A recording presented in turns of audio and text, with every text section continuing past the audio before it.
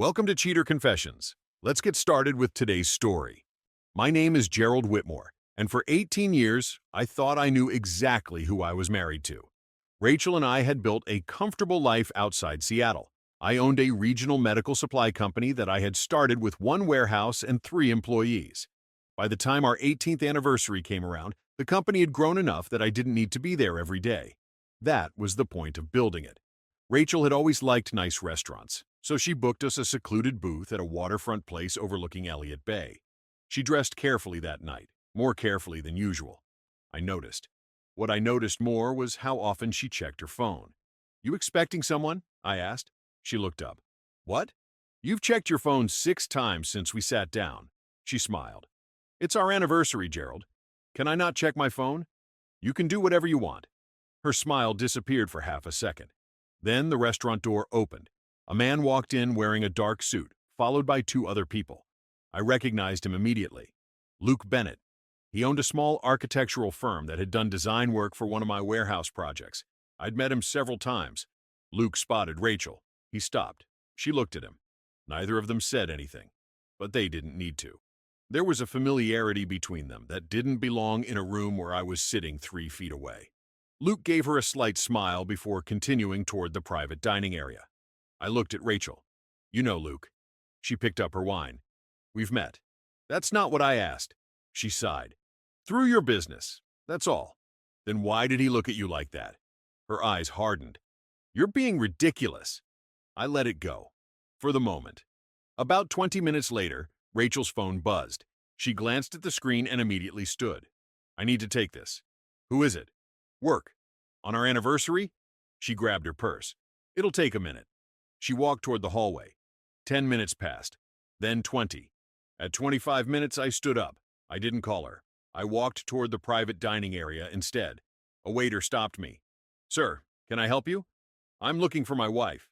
He hesitated. Then he said quietly, "She left through the side entrance." "Alone?" The waiter looked away. That was all I needed to know. I walked back to the table and waited. At 38 minutes, Rachel finally returned. She sat down, placed her purse beside her chair, and reached for her wine. "Sorry," she said. "That took longer than I expected." I looked at her. "Where did you go?" Her expression changed immediately. "I told you, I had to take a call." "Outside?" She paused. "Yes." "With Luke?" Her hand stopped on the wine glass. For a second, neither of us spoke. Then she laughed. "You actually followed me?" "No." "Then how do you know?" I asked. She leaned back. "Gerald, this is getting ridiculous. You disappeared for almost 40 minutes on our anniversary. You walked out the side entrance. Luke was here. And now you're telling me it was a phone call." "Because it was." "Then why did you leave the building?" "I needed privacy." I studied her face. "Who were you talking to?" She shook her head. "You don't get to interrogate me like this." That was when I leaned forward. "I'm your husband. I'm asking you a simple question. And I'm telling you nothing happened." I held her eyes for a few seconds. Then I nodded. "Fine." She looked relieved. I wasn't. We finished dinner without another argument. On the drive home, Rachel kept looking at her phone. A few minutes before we reached the house, she smiled at something on the screen. I noticed. She noticed me noticing. "What?" she asked. "Nothing." At home, she went upstairs. I stayed in the kitchen. I wasn't going to accuse her without proof. I also wasn't going to pretend I hadn't seen what I saw. The next morning, Rachel acted completely normal. She made coffee and started talking about a weekend trip she wanted us to take. Then she kissed my cheek. "Don't be weird about last night." I looked at her. "I'm not being weird." "Good." She picked up her purse. "I'll see you tonight." The front door closed. I waited 5 minutes. Then I called someone I trusted. His name was Michael Reed, a former federal investigator who now handled private cases. When he answered, I said, "I need you to look into my wife." There was a short silence. "Do you think she's having an affair?" "I think she's lying to me."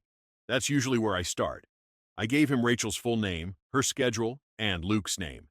Then I added one instruction. "I don't want assumptions. I want proof." Michael answered calmly, "You'll get it." I hung up. For the first time in 18 years, I stopped trying to understand Rachel. I decided to find out the truth. For the next 3 weeks, I said nothing to Rachel. I didn't follow her myself. I didn't check her phone. I didn't ask where she was going. I let Michael Reed do his job. Rachel's routine became harder to explain. She started spending Saturdays in Portland, supposedly visiting a friend named Allison. Then there were late dinners after work, 2 unexplained hotel stays, and one Friday when she told me she was going to a spa. She came home 6 hours later. I didn't know massages took all afternoon, I said. She dropped her purse on the counter. Are you keeping track of my schedule now? No, you're just becoming predictable. She stared at me. What does that mean? Nothing. I walked away. The next afternoon, Michael called. I have something. I drove to his office. He put several photographs on the table. The first showed Rachel getting out of a car in downtown Portland. Luke was driving. The second showed them entering a modern apartment building. The third showed Luke holding Rachel's hand inside the building. I looked at the pictures. How long? That's the part you need to see. He opened a folder. The apartment was leased under a company owned by Luke. Rachel had been using it for almost 3 years. 3 years. I stared at the lease. She's been living a second life. Michael nodded. It gets worse. He showed me hotel records, flight information, restaurant receipts, and photographs from Portland. Then he placed another document in front of me. Bank transfers. Rachel had moved money from our joint investment account into an account connected to Luke's architectural company. The total was $64,000. I looked up. Why? We're still tracing it. Michael slid another photograph across the desk. It showed Rachel and Luke sitting at a restaurant, talking closely. But what caught my attention was the document beside them. Michael explained that one of his investigators had photographed Luke's paperwork when Rachel left the table. It was a draft agreement for selling part of my company. My company. I looked at him. Why would Luke have this? We think Rachel gave it to him. I leaned back. For 3 years, she'd been cheating on me. Now I had evidence she'd been discussing my business behind my back. Then Michael played me a recording. Rachel's voice came through clearly. Gerald won't fight if I ask for a clean divorce. He hates conflict. Luke laughed. You sure? He's predictable. I stopped the recording. I looked at Michael. She thinks she knows me. Michael said nothing. I stood up. Find out what else she's hiding. This wasn't about catching my wife anymore. It was about making sure she couldn't hurt me again. The next morning, I opened a new bank account and moved only the money my attorney confirmed I could legally separate. Then I called Robert Sullivan, a divorce attorney I'd been referred to by a business associate. He listened without interrupting while I explained everything. When I finished, he asked, "Do you want to confront her?" "Eventually." "Why not today?" "Because I want everything ready first." Robert nodded. Over the next 2 weeks, he handled the legal side while Michael continued gathering evidence. I changed passwords, secured company records, and moved important documents somewhere Rachel couldn't access. I didn't hide anything illegally. I simply stopped leaving my life exposed to someone who had already proven she couldn't be trusted. Then, Michael found the last piece. Rachel and Luke had been discussing a house outside Portland. They planned to move there after my company completed a major acquisition. Rachel had even told Luke that I would probably sell the business within a year. She wasn't guessing. She knew my plans. That was enough. I decided it was time. Rachel came home one Thursday evening carrying a suitcase. "I'm going to Portland tomorrow," she said. I looked at the suitcase. "For how long?" "Just the weekend." "With Luke?" She froze. "What?" "Don't lie again." Her face went pale. I placed a folder on the kitchen table. She didn't touch it. "What is that?"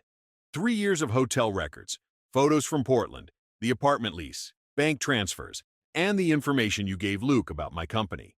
She stared at me. Then she whispered, "Gerald, don't." She sat down. "It wasn't supposed to happen like this." "How was it supposed to happen?" She started crying. "I was unhappy. You had 3 years to tell me. I didn't know how.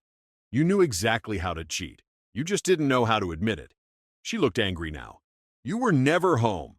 I built the life you were enjoying while you were building another one." She stood. "I never wanted to hurt you. You transferred $64,000 to him." She had no answer. I picked up the folder. "The divorce papers will come through, Robert." Her eyes widened. "You're divorcing me?" "Yes." "After 18 years? You ended the marriage 3 years ago. I'm ending the arrangement tonight." She stepped toward me. "Where are you going?" I grabbed my bag from beside the door. "You don't need to know." "Gerald, please." I opened the door. She followed me onto the porch. "Where will I find you?" I looked back once. "You won't." Then I walked to my car and drove away. By the time Rachel realized I wasn't coming back, my phone was disconnected, my new address was private, and Robert was handling every conversation. I had vanished without leaving her anything to chase. Rachel called Robert the next morning. He told her the divorce had already been filed. She didn't believe him. "Where is Gerald?" she demanded. Robert answered calmly, "That's not information I'm authorized to give you. I'm his wife. Not for much longer." She called my brother next, then two of my closest friends, then people at my company. Nobody knew where I was. The truth was, only 3 people knew my location: me, Robert, and Michael. I had moved to a small house outside Bend, Oregon. I kept working, but remotely. My company continued operating in Seattle without me sitting in the office every morning. Rachel assumed I'd eventually come back. She was wrong. 2 months into the divorce, she sent a message through Robert. She wanted to meet. I told him no. A week later, she tried again. This time, Robert called me. She says she's willing to admit everything.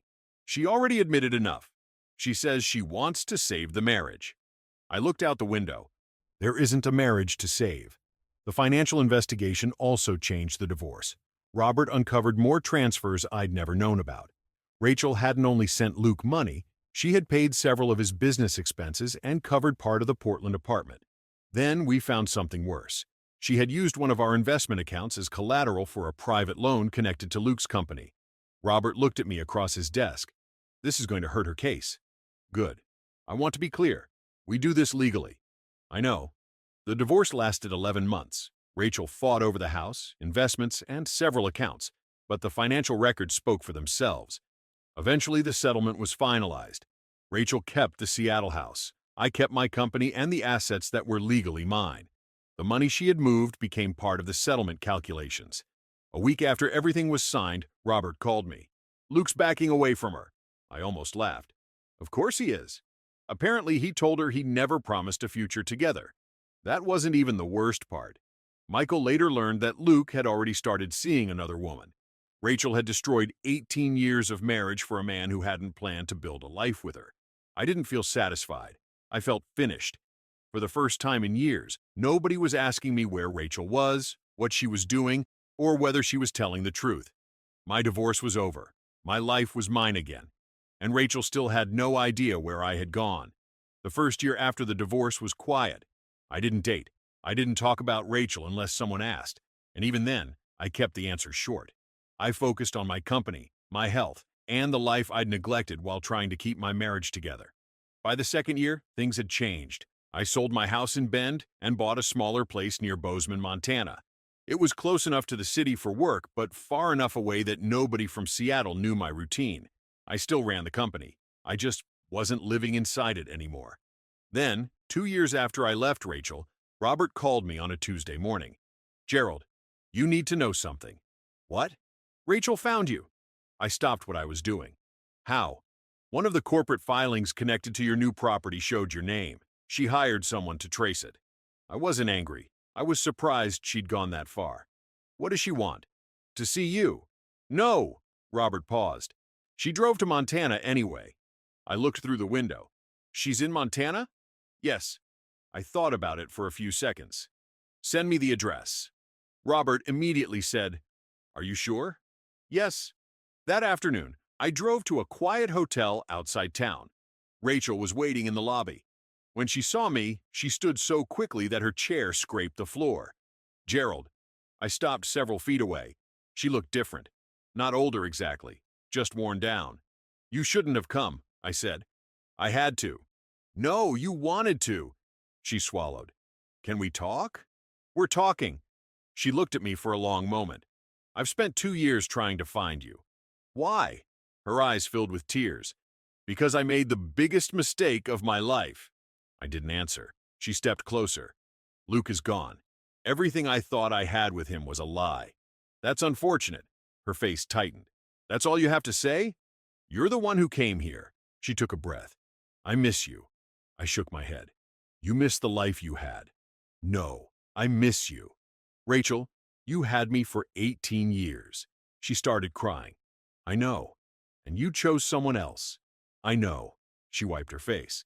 Please, Gerald. Just give me one chance to explain. I looked at her. 2 years ago, you had plenty to explain. She stepped closer again. This time, her voice broke. Then give me one chance to come home. That was the first time she begged me to take her back. Rachel stood in front of me with tears running down her face. Please, she said. I know what I did. I know I destroyed everything. But people change. Sometimes, I've changed. I looked at her. How do you know? Because I lost everything. That's not the same thing. She looked confused. What do you mean? You changed after the consequences arrived. She shook her head. No, I changed because I realized what you meant to me. I kept my voice steady. Then answer one question. She waited. If Luke had stayed with you, would you be standing here? Rachel opened her mouth. Nothing came out. She looked down at the floor. That silence answered me. I stepped back. That's what I thought. Her eyes filled again. Gerald, please don't do this. I'm not doing anything. You can forgive me. I already have. She looked up quickly. Then take me back. No! Her face collapsed. Why? Because forgiveness doesn't mean access. She stared at me. I continued.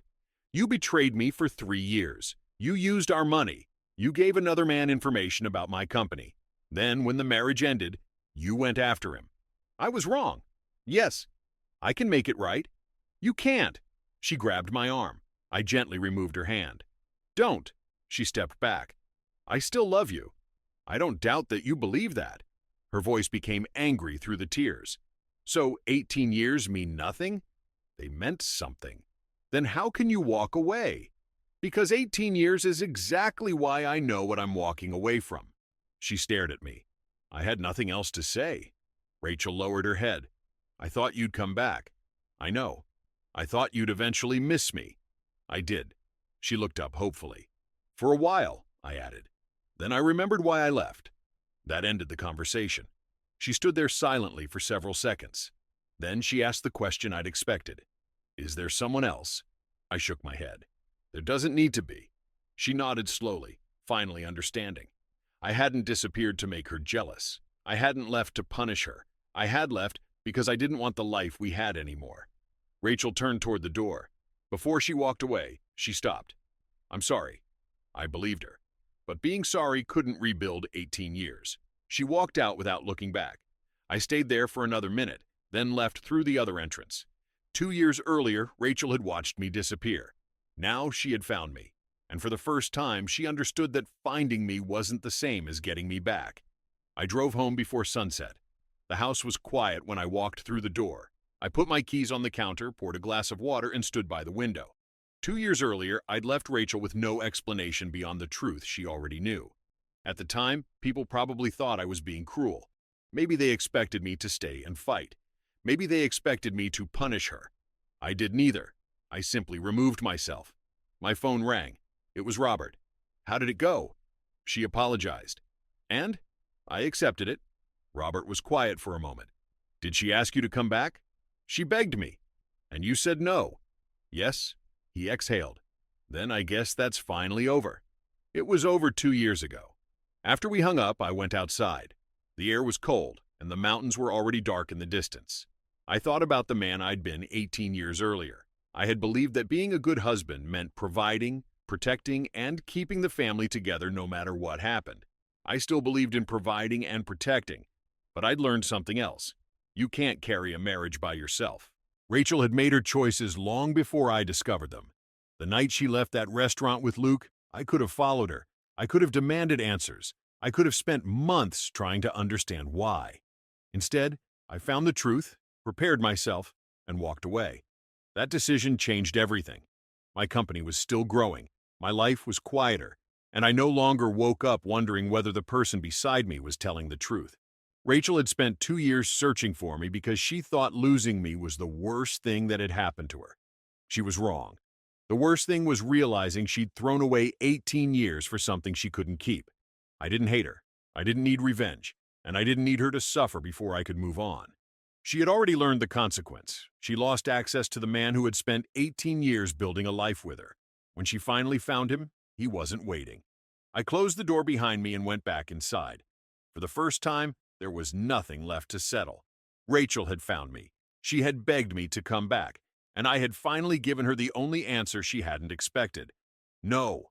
Thank you for watching.